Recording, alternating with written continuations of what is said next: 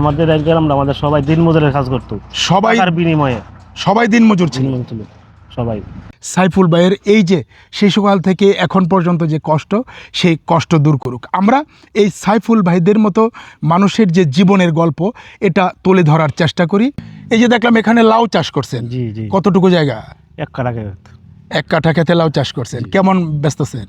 বেচা যে মোটামুটি ভালো বিক্রি হয়েছে, ফলন ভালো হয়েছে? ভালো হইতাছে। এছাড়া আর কি কি ফসল করছেন?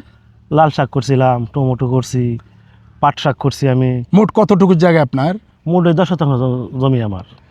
এটার মধ্যে আপনি হ্যাঁ, বিভিন্ন আইটেম করছি। বিভিন্ন আইটেমের সবজি করেন? জি জি, সব সবজি করেন। জি। এমনি পড়ালেখা করছিলেন? অল্প করছিলাম, 6-7 মধ্যে লেখাপড়া করছিলাম। পরে আর কেন করেন নাই? পরে করি নাই, বাবার অভাব, সংসার, দরিদ্রের জন্য আমি করতে পারি নাই, আর্থিক সমস্যার কারণে। বাজার বিভিন্ন পেশাদারি করে আমি ঢাকা কিছু চাকরি করছি, চাকরি করে 17 বছর চাকরি করেছি ঢাকা সোয়েটার কোম্পানিতে। চাকরি করে আমি দেশে চলে আইছি, দেশে চলে এবার বিয়ে শাদি করছি। বিয়ে শাদির পরে এখন কয়জন সন্তান আপনার? বর্তমান 3 ছেলে আমার। 3 ছেলে। 3 ছেলে। এদের কি পড়ালেখা করাইতেছেন? হ্যাঁ, লেখাপড়া করাইতেছি। তারাও কি আপনার মতো কৃষিকাজ করব? না না না, পরিকল্পনা নাই আমার, অন্য কিছু করার জন্য পরিকল্পনা আছে আমার। তারা যাতে লেখাপড়া করে ভালো কিছু করে, করতে পারে, করতে পারে, এই আশা এই করতেছেন? আশা করতে পারি। আপনারা কয় ভাই বোন ছিলেন? আমি ছিলাম 2 ভাই 5 বোন। মোট 7 জন সন্তান 7 ছিল আপনার বাবার। বাবার। জি। তো এই সংসারে অভাব অনটনের জন্য আপনাদেরকে পড়ালেখা করাতে পারে নাই।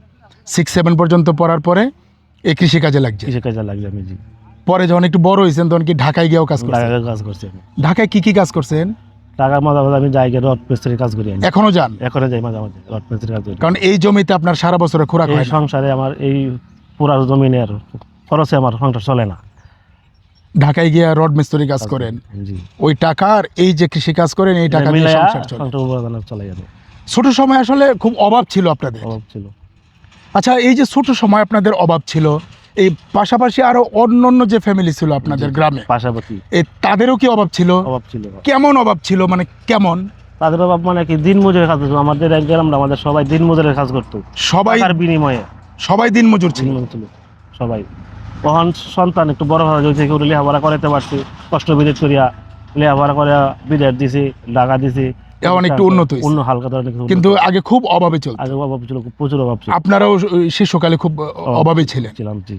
এই জন্য পড়ালেখাও করতে পারেন নাই।